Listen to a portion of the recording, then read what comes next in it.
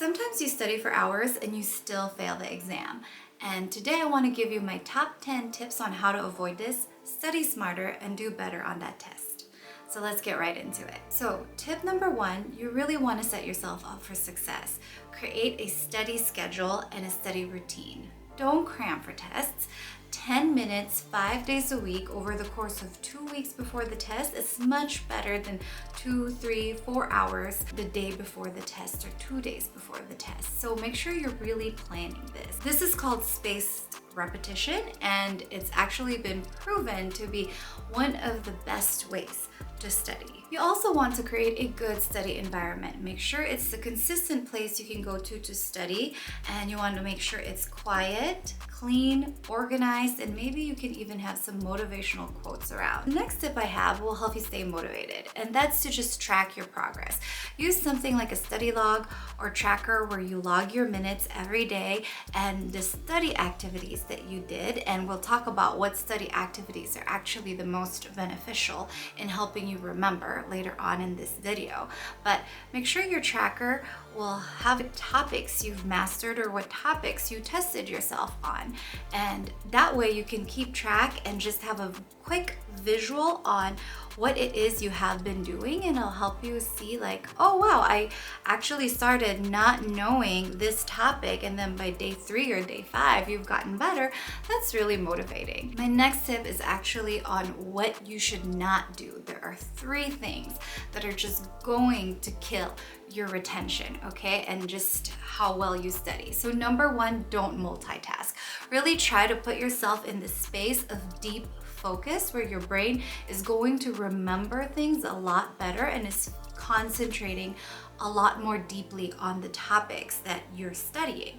Okay, number 2, don't just highlight, okay?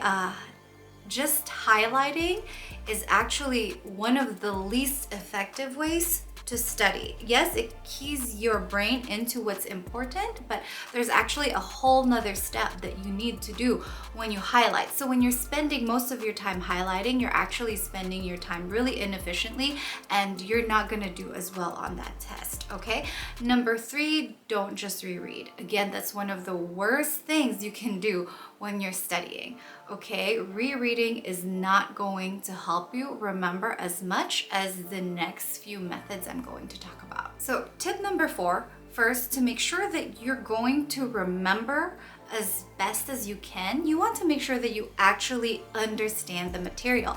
Make sure you're paying attention to how you're thinking and ask yourself the question of, do I understand this?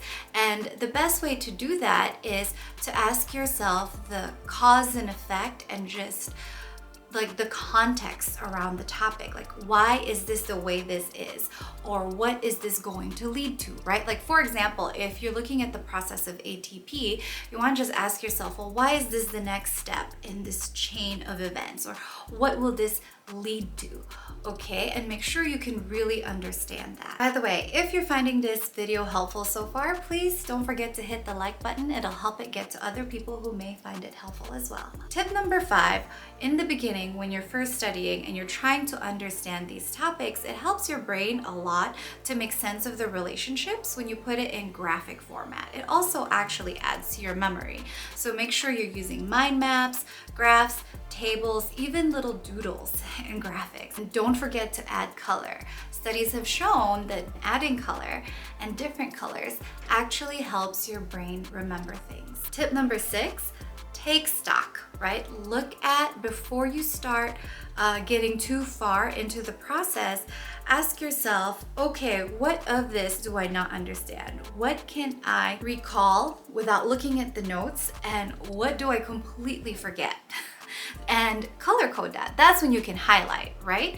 But then the next step, the most important tip number 7, is that you need to spend most of your time testing yourself. Okay, you need to spend most of your time not looking at your notes, not looking at the books, and really trying to explain the ideas or recite the ideas from memory.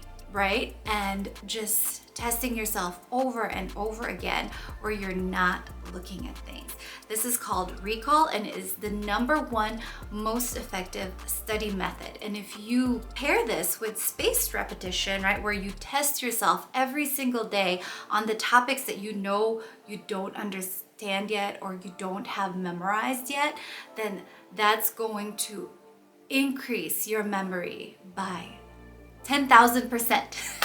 Ways you can test yourself: create test questions, use Cornell notes, where one side you write all of the notes and main ideas, and then on the other side you write just the key words and even test questions. And then when you're studying, you cover the side that has your notes and you ask yourselves or to explain those key words that are on one side of the notes. Another one that I really love is just by creating a skeleton outline of your most important ideas that you need to know, and then I would make copies of that and I would try to fill in the details around it without, again, looking at the notes or the book. Tip number 8, a really great way to help you remember things, is by associating it with things that you already know. So say for example, you're trying to remember events or people in history.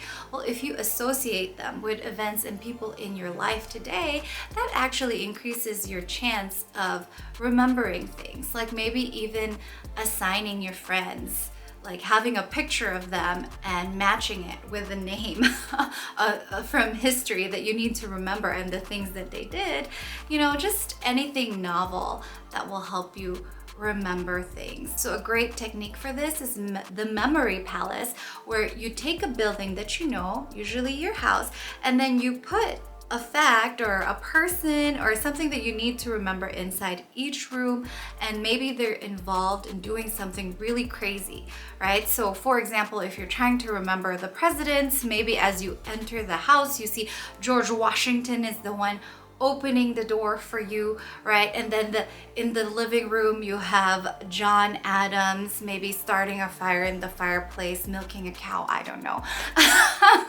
Or building a boat, right? Because he created the US Navy. So just something like that. Go through those mental exercises to help you remember things. Number 9, don't sit and study for hours at a time without a break, right? And again, like I said, studying for 10 or 15 minutes a day is good enough, right? But usually that's per subject. If you have more subjects to study for, well, you're going to need to study more than just 15 minutes that day.